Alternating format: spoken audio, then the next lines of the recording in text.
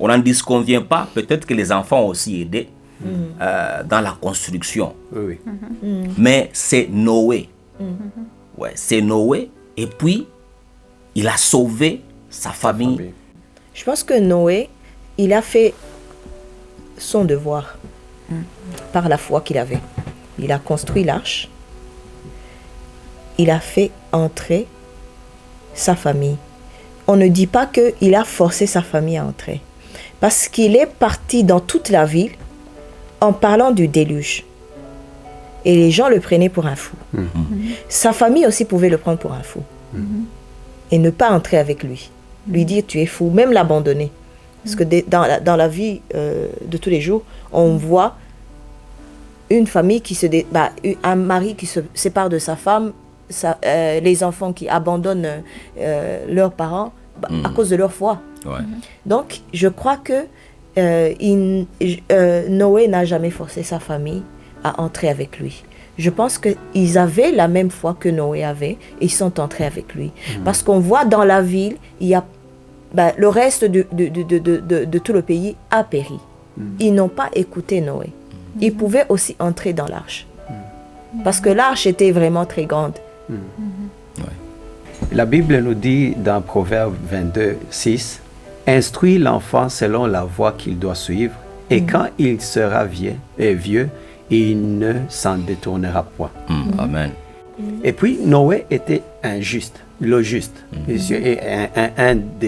injuste sur toute la terre. Dieu a regardé, il a vu injuste sur la terre. Mais Noé donnait des instructions à ses enfants. Il éduquait les enfants selon quelle voie, selon les voies du Seigneur. Il parlait aux enfants, il parlait à sa femme, il parlait à cette petite famille, aux proches. C'est-à-dire que Noé a tout fait pour que les enfants, la femme, cette famille, son nombre de sauvés, connaissent Dieu. Il disait, Dieu m'a parlé, il m'a dit comme ça, comme ça. C'est comme nos enfants. Nous parlons à nos enfants, nous instruisons nos enfants selon quelle voie? Selon les voies de l'Éternel. Ouais. Et les enfants, au fur et à mesure d'écouter, d'entendre papa, de voir un exemple. C'est pourquoi le geôlier, Paul a dit au geôlier, pourquoi il a parlé au geôlier pour que toute sa famille soit sauvée? C'est parce que le geôlier doit être, c'est lui la tête. Il doit être un exemple pour les autres. S'il croit, la famille savait, le geôlier était méchant, il était comme ça et comme ça. Mais d'un coup, il a changé d'avis. Qu'est-ce qui a fait que ce geôlier puisse changer? Qu'est-ce qui a fait que Noé soit juste alors que tout le monde est injuste?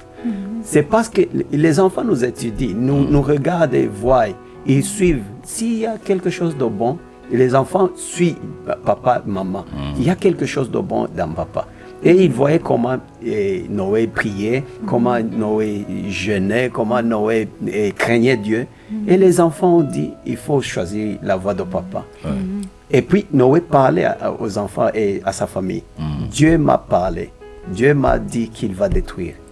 C'est important que le parent parle à ses enfants de Jésus, de l'Évangile. Oui, ouais. Et il faut que vous soyez sauvés. Si vous n'acceptez pas ce que je dis, vous serez comme les autres. Vous allez être détruits. Parce que la Bible nous dit, Jésus est venu dans les siens et les siens ne l'ont point accepté. Mais Noé parlait aux siens et les siens ont accepté. Mais les autres n'ont pas accepté.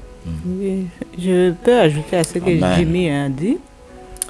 La Bible dit, la foi vient de ce qu'on entend, et ce qu'on entend vient de la parole de Dieu. Si on donne nos vies à Jésus, souvent on parle de Jésus, et on veut que nos enfants aussi acceptent Jésus comme leur Sauveur et Seigneur. On fait tout. On les invite à prier, on les invite à lire la Bible, à aller à l'église, on fait tout. S'ils n'acceptent pas, c'est eux-mêmes. C'est eux-mêmes. Mais il y a de ces enfants-là qui sont assidus. qui prennent la chose au sérieux et puis ils reçoivent aussi Jésus-Christ comme leur propre Seigneur et Sauveur et continuent avec la vie de Jésus-Christ ou bien la vie que leurs parents ont en Jésus. Et c'est ce que je voulais dire. Amen. Donc dans les cas qu'on a évoqués ici, le cas du geôlier, on a vu que l'évangile a été prêché à sa famille et les membres de sa famille ont cru individuellement. Donc eux sont candidats à être enlevés ensemble. Donc Luc 17:33 peut ne pas s'appliquer à eux parce qu'ils ont cru. Et le cas qu'on a évoqué de Noé, on a encore une famille. Voilà, vous nous suivez parce que c'est très important l'histoire de famille. On a des frères et des sœurs. Les gens font beaucoup d'erreurs. Vous voyez, maintenant que l'un d'eux est parti, quelqu'un dit j'ai prié pour lui, je pense que, je crois que. Tu vois. Donc même dans le deuxième cas de Noé, on voit que comme le frère Jimmy vient de le dire, Noé sûrement parlait à ses enfants. Construire l'arche a pris beaucoup de temps. Et moi aussi, je suis sûr que entrer dans l'arche était une affaire individuelle. C'était l'acte final qu'il fallait poser. Soit aller avec papa, soit rester. Parce que le déluge n'avait pas encore commencé. La Bible dit, même pendant ces temps-là, les gens buvaient, mangeaient, se mariaient et faisaient tout. Les enfants pouvaient se décider à ne pas aller avec papa. Donc, entrer dans l'arche, c'était une décision individuelle. Que Dieu vous bénisse, vous qui nous suivez. Je pense que vous recevez, vous voyez maintenant l'esprit de ce thème ici. Comment c'est important. Et on a aussi évoqué une autre famille, c'est la famille de Lot. La famille de Lot, ils ont eu la grâce de sortir de Sodome et Gomorrhe. Ils sont sortis. Donc là, Dieu les a épargnés. C'était pas salut, aller au ciel. Vous voyez, c'était les épargner d'une destruction physique. Vous voyez. Mais cet exemple, comme tu l'as dit, nous montre que la femme a pris une décision contraire, personnellement, qui l'a mise dans cette situation-là, où elle a raté maintenant donc le voyage avec toute la famille, parce qu'elle a été transformée en une statue de sel. Donc c'est là encore un exemple d'une décision individuelle. Donc cela justifie vraiment le chapitre, le Luc 17:33, quand Jésus dit l'un prit, l'autre est resté. Donc on voit que même Jésus met cet accent sur l'individualisme, que sachez, ça sera chacun pour soi. Je vais regarder chaque personne. Ça ne sera pas une affaire de collectivité, nous, mais ça sera une affaire d'individu. Amen. Ah, gloire à Dieu. Oui, tu voulais dire quelque chose. Et puis, lorsque nous parlons de Lot, et elle a dit que sa femme était morte à cause du péché qu'elle a fait. Mais même les enfants, c'est pas seulement la femme, même les enfants, leur cœur était déjà toujours dans Sodome et Gomorrhe. Parce que lorsqu'elles ont quitté, même si elles quittaient le Sodome et Gomorrhe, elles ont commis des péchés après, avec leur père. Et puis, on ne nous dit pas la suite. On ne dit pas la suite si Dieu les a tués, parce que c'est individuellement. Et le péché était en eux, même si Dieu les a épargnés. Dieu ne les a pas sauvés. Et il les a épargnés pour les donner une autre chance. Ça, c'est un bon point. Je voulais qu'on y touche un peu. C'est un bon point. Que Dieu, effectivement, peut épargner les membres de nos familles. Pour les donner encore un peu de chance et de temps pour se repentir. Tout à fait. Oui, c'est pourquoi il dit elle a dit, et si Dieu trouve quelqu'un qui prie, il peut sauver toute la famille, pour tout un pays. Pourquoi Dieu peut sauver tout un pays? C'est leur donner du temps. La personne ne prie pas. Dieu ne sauve pas ce pays à cause de cette personne. Non. Et la prière de cette personne fait que Dieu donne du temps à son pays pour que ce pays puisse se repentir. Si ce pays ne se repent pas, ils vont mourir un après un. Et puisque Dieu a mis déjà l'âge qu'il ne faut pas dépasser, tu peux prier pour les membres de ta famille, tu peux prier. S'ils ne se repentent pas, ils meurent, ils vont en enfer. Mais Dieu, pourquoi Dieu les protège? Il n'y a pas de maladie, il n'y a pas de quoi, mais durant ce temps-là, Dieu les épargne pour qu'ils puissent voir et pour qu'ils puissent dire, non, il est temps que je change. Mais si tu ne changes pas, tu meurs, tu vas en enfer. Comme maman a dit, on dit dans la Bible, une femme doit être un modèle pour que son mari soit sauvé. Pourquoi Dieu, ce n'est pas la femme qui sauve son mari. Non, il faut être un modèle pour que même le mari qui est païen voie des fruits que tu portes, pour qu'il dise, non, il faut que c'est moi le fautif. Il faut que je change et être bon. Par exemple, si tu as un mari qui te bat, qui parle beaucoup, qui fait des gaffes, mais toi, si tu es un bon exemple, il va regarder, et c'est pas ta foi qui va le sauver. Non, il va regarder tes fruits. Si vous portez beaucoup de fruits, c'est ainsi que mon Père sera glorifié.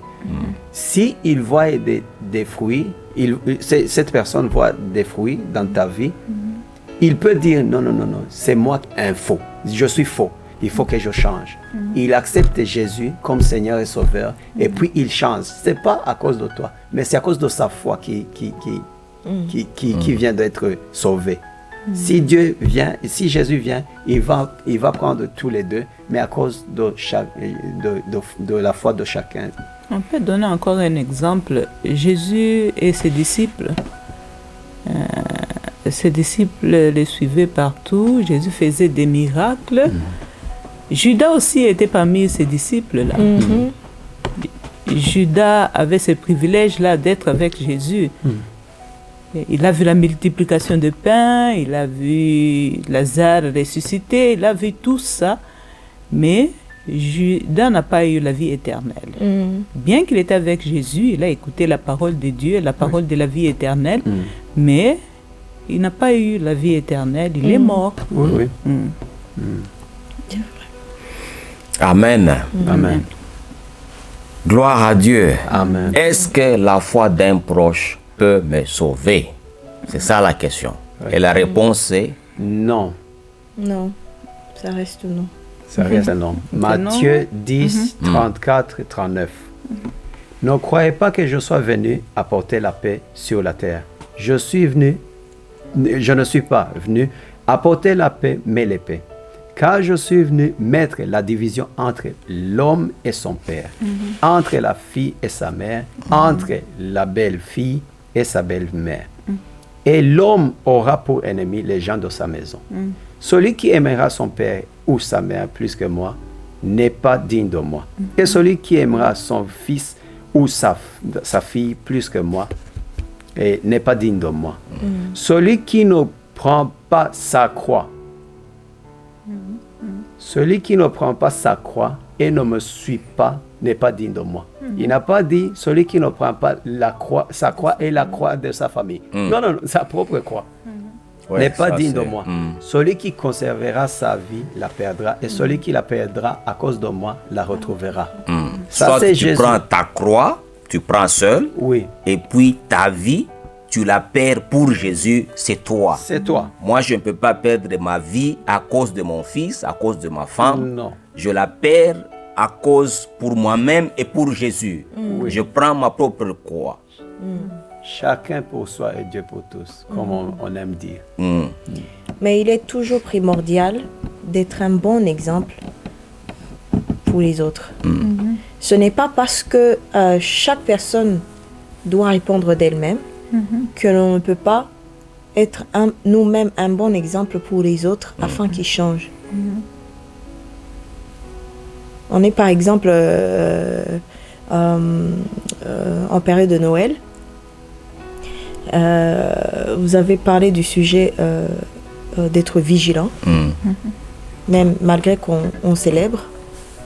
Je pense à l'attitude que les gens adoptent en ce moment, qui est devenue, pour certains, c'est une tradition, qui n'est rien d'autre qu'une tradition, qui n'a rien à voir avec la naissance de Jésus, malgré que c'est la vraie signification de Noël. On devrait en parler, au fait, en loin à large de ce que tu dis là.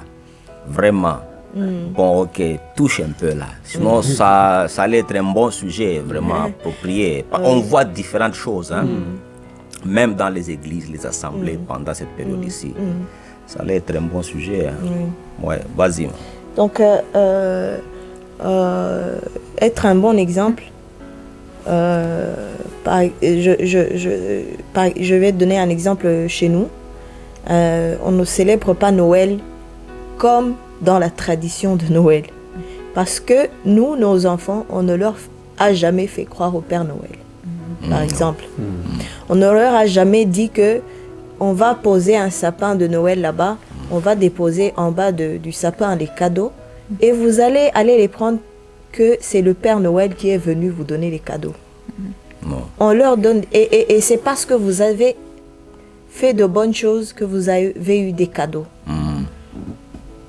Ça, c'est amener déjà une mauvaise croyance aux enfants.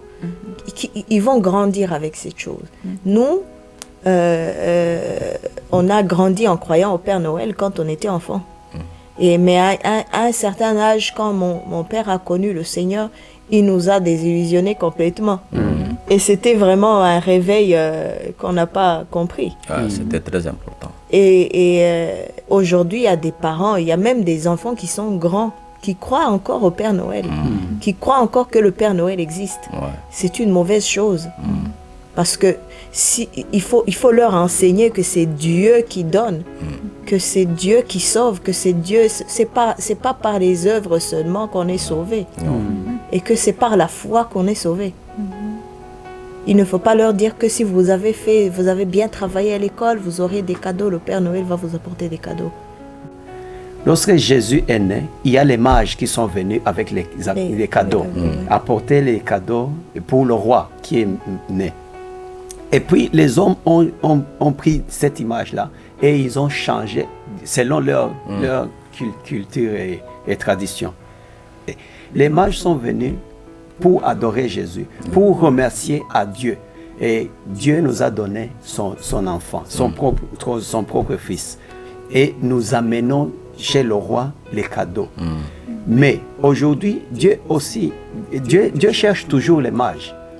Dieu cherche les gens, mais il a dit dans sa parole, ce ne sont pas les béliers, ce ne sont pas les boucles qui me font plaisir. Ce sont vos cœurs. Je veux avoir vos cœurs. Je veux que vous me donniez vos cœurs comme des sacrifices de bonne odeur. Aujourd'hui, même si nous donnons des cadeaux à nos enfants, nous disons, prenez les cadeaux. Ce n'est pas parce que vous avez été bon durant cette année, comme les autres disent. Nous vous donnons ces choses parce que pour vous montrer combien Dieu nous a aimés.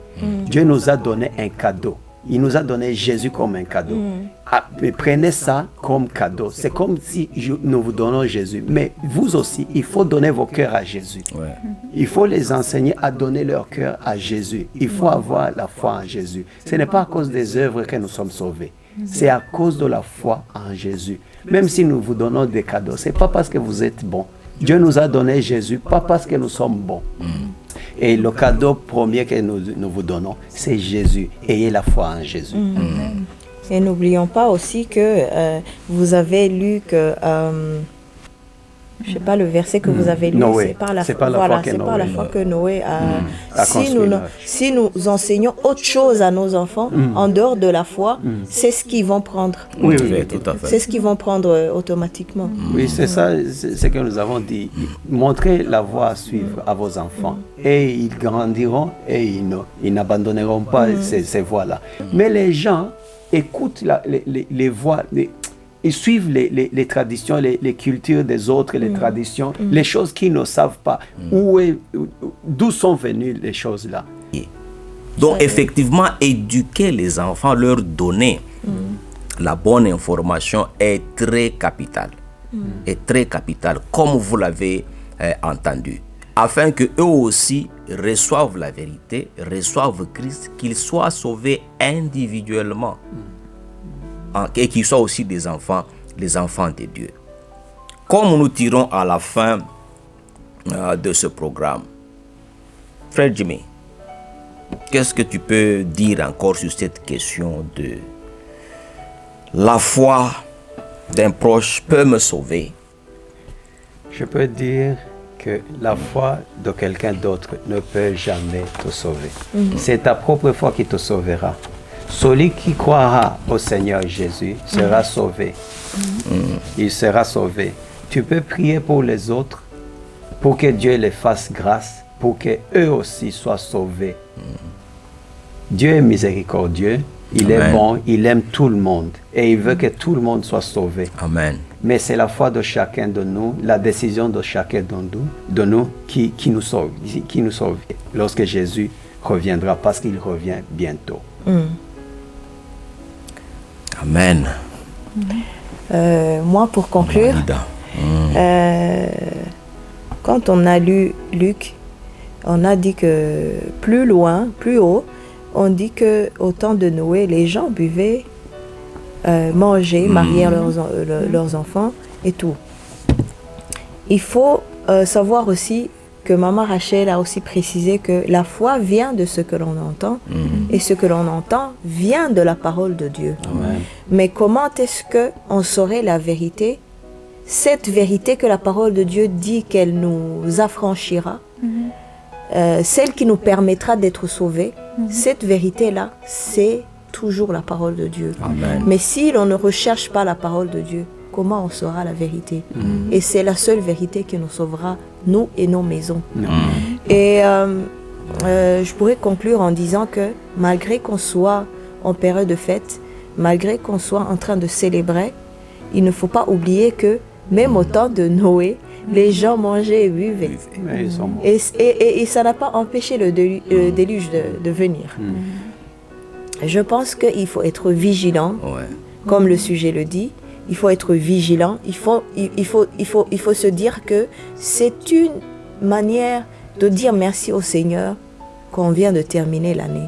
Malgré qu'elle n'est même pas encore terminée, parce que je vois souvent des gens qui célèbrent le 31 la nuit pour célébrer la nouvelle année, alors qu'ils ne sont pas encore entrés dans la nouvelle année. Même le 31 à 23h50, 59, le Seigneur peut venir. Ouais. Avant que l'année soit finie, Tout à fait. 1 minute avant que l'année se termine. Donc il faut toujours avoir la conscience d'avoir un cœur reconnaissant déjà et se dire que tout n'est jamais acquis. Il faut toujours persévérer dans la foi et être un bon exemple. Amen. Amen.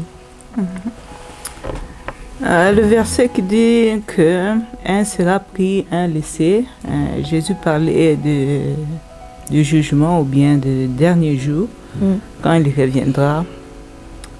Et aujourd'hui, la Bible dit, si vous entendez sa voix, n'endurcissez pas vos cœurs. C'est-à-dire, ce message ici est vraiment adressé à vous. Si tu es là, tu n'as pas encore reçu Jésus-Christ, c'est bien de le faire aujourd'hui, parce que demain ne t'appartient pas. Demain appartient à Dieu. Et la minute suivante appartient aussi à Dieu. Décide-toi aujourd'hui, accepte le Seigneur Jésus-Christ et tu seras sauvé.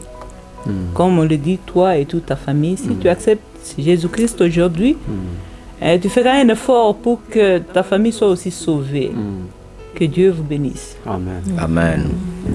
Merci beaucoup, chers amis. Nous sommes arrivés à la fin de cette émission. Vous l'avez entendu. Nous fêtons, nous célébrons, mais nous sommes vigilants. Nous avons passé un message qui va bénir vos cœurs. Ce n'est pas seulement un message que Dieu vous bénisse. Je vois l'argent, je vois une maison, je vois l'année prochaine, tu as un mari, je vois ça. Non, on vous donne un message qui sauve. Le message qui sauve, qui nous rappelle que malgré fin d'année, malgré Noël, malgré la célébration, un sera pris et l'autre laissé. Donc, nous avons des gens qui sont très proches de nous et des fois qui nous disent des choses, nous faisons tout ce qu'ils nous disent et demandent. Mais Jésus nous rappelle une chose que voilà, le salut est individuel. L'un sera pris et l'autre laissé. Peu importe comment proche vous êtes, comment intime vous êtes, frère ou sœur, mari ou femme, peu importe. L'un sera pris, l'autre laissé. La condition est que vous tous, vous croyez au Seigneur Jésus de la même façon, que vous ayez la foi dans le Seigneur pendant cette période et après. Donc restons vigilants parce que cette période, il y a beaucoup de choses qui se passent et beaucoup de chrétiens qui tombent dans la compromission. Voilà, le Seigneur a voulu qu'on puisse vous rappeler que, écoutez, il y a toujours ce danger-là d'être laissé, de rester et de perdre sa vie. Que Dieu vous bénisse abondamment. Nous vous souhaitons bonne fête et bonne année 2022. Que Dieu vous bénisse, que Dieu vous donne la bonne santé et qu'il vous comble de sa grâce. Je tiens aussi à remercier mes invités, mes bien-aimés invités, frère Jimmy Mugisha, maman Alida et maman Rachel. Je tiens à vous dire que frère Mugisha vient d'une autre ville, ils ont voyagé et ils se sont donné la peine de répondre à l'invitation et venir partager la parole de Dieu avec vous. Donc nous apprécions de telles personnes et les honorons. Je remercie aussi mon épouse Rachel qui était aussi fatiguée, qui a travaillé et s'est aussi donné la peine de venir, d'être ici ensemble avec nous. Que Dieu la bénisse. Donc que Dieu vous bénisse. Merci beaucoup d'être là. Il ne reste plus qu'à dire Shalom, Shalom. Shalom, shalom. Amen. Amen.